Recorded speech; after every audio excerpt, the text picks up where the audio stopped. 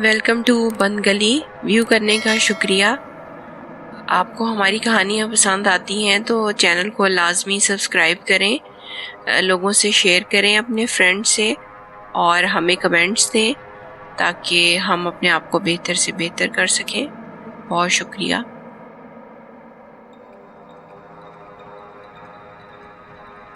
Watson اس banker کی خریداری پر بہت خوش تھا. وہ ایک کامیاب بزنس مین تھا. اس کے کئی کامیاب کاروبار تھے. اسٹاک ایکسچینج میں شیئر اس کے اشاروں پر بدل دیے جاتے تھے. اس نے کل ہی اپنی سیکرٹری لیزا کو اخبار میں اشتہار دیکھتے ہی دوسری جنگ عظیم کے اس تاریخ ساز بنکر کی خریداری کی بات چیت کرنے کو کہا تھا، جس پر لیزا نے تیزی دکھاتے ہوئے سارا معاملہ 2 دن میں حل کر دیا تھا. اور واٹسن اپنی شاندار لیموزین میں اس بنکر کی جانب رواں دواں تھا.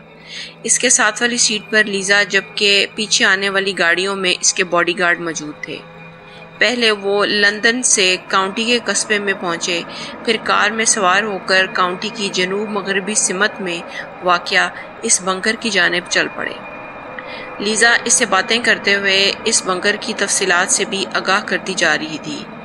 اس بنکر میں 50 سے زائد کمرے تھے، 2 منزلیں ہیں. تفصیلات بتاتے ہوئے لیزا کی آنکھیں چمک رہی تھیں.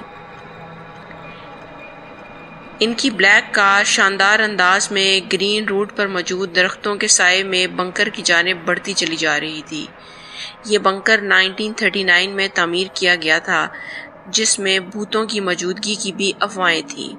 لیزا کی یہ بات سن کر واٹسن مسکرایا اور بولا، اتنے سال کے بعد کوئی بوڑھا بھوت ہی ہوگا اس بنکر میں، اور مسکرانے لگا. لیزا بھی یہ سن کر ہلکی سی مسکرائی، کیونکہ وہ جانتی تھی کہ پیچھے آنے والی گاڑی میں جو اس کے باڈی گارڈز ہیں وہ ہر قسم کے خطرے سے بخوبی نپٹ سکتے ہیں. تھوڑی دیر میں وہ بنکر کے پاس پہنچ چکے تھے. بنکر کو دیکھتے ہی واٹسن کی آنکھیں مسرت سے چمکنے لگی، ہونٹوں پر مسکراہٹ پھیل گئی. وہ کار سے اترا. لیزا بھی کار سے اتر آئی. ان کے پیچھے باڈی گارڈز بھی چوکنے انداز میں چلنے لگے. یہ کاؤنٹی کا مضافاتی علاقہ تھا، جہاں ایک سمت جنگل تو دوسری جانب یہ بنکر تھا. اس سے ذرا آگے ایک ندی موجود تھی. واٹسن نے جیب سے موبائل نکالا اور بنکر کی تصاویر لینے لگا. وہ سوچ رہا تھا کہ کل کے اخبارات میں اس بنکر کی ہیڈ لائن اس کی شان و شوکت کو دگنا کر دے گی. وہ اپنے حریف کارٹر سے زیادہ کامیاب مانا جائے گا، کیونکہ کارٹر آج کل اسی کوشش میں تھا کہ واٹسن کی طرح کوئی تاریخی چیز خریدے. واٹسن بنکر کی جانب بڑھا. وہاں ایک باڈی گارڈ موجود تھا. واٹسن نے اس کو دیکھا، سر ہلایا اور بنکر کے اندر داخل ہو گیا. لیزا اس کے پیچھے، اس کے باڈی گارڈ ساتھ ساتھ چلنے لگے. بنکر میں داخل ہوتے ہی واٹسن کو عجیب سی بو محسوس ہوئی. اس نے دائیں بائیں دیکھا، پھر اس نے ایسی آوازیں سنی جیسے کوئی آواز ریڈار میں ہوتی ہے، اس کے کانوں میں پہنچی ہو. وہ مڑا اور لیزا کی جانب دیکھا، پھر بولا، تم نے یہ آواز سنی؟ کون سی آواز؟ لیزا بولی. واٹسن نے اپنے سر کو جھٹکا اور واپس باہر جانے کے لیے مڑا. سر، یہاں کوئی آواز نہیں، اس کے ایک باڈی گارڈ نے کہا، اور سب نے اپنی جیبوں سے پستول نکال لیے اور واٹسن کو گھیرے میں لینے لگے، جیسے اسے انجانے خطرے سے بچانا چاہتے ہوں. ایک دم سے بنکر کی دیواروں سے فوجیوں کے پریڈ کرنے اور ان کے کپتان کی آواز گونجی. واٹسن ایک دم خوفزدہ سا ہو گیا. لیزا کا رنگ پیلا پڑ گیا. اس کے باڈی گارڈ چوکنے ہو کر سب جگہوں کا جائزہ لینے لگے، جیسے کہ کسی بھی وقت فائر کر دیں گے. پھر شمالی سمت میں موجود سیڑھیوں سے کسی کے اوپری سمت سے نیچے کی جانب چلنے اور بوٹوں کی آواز آنے لگی جو ان کی سمت بڑھ رہی تھی.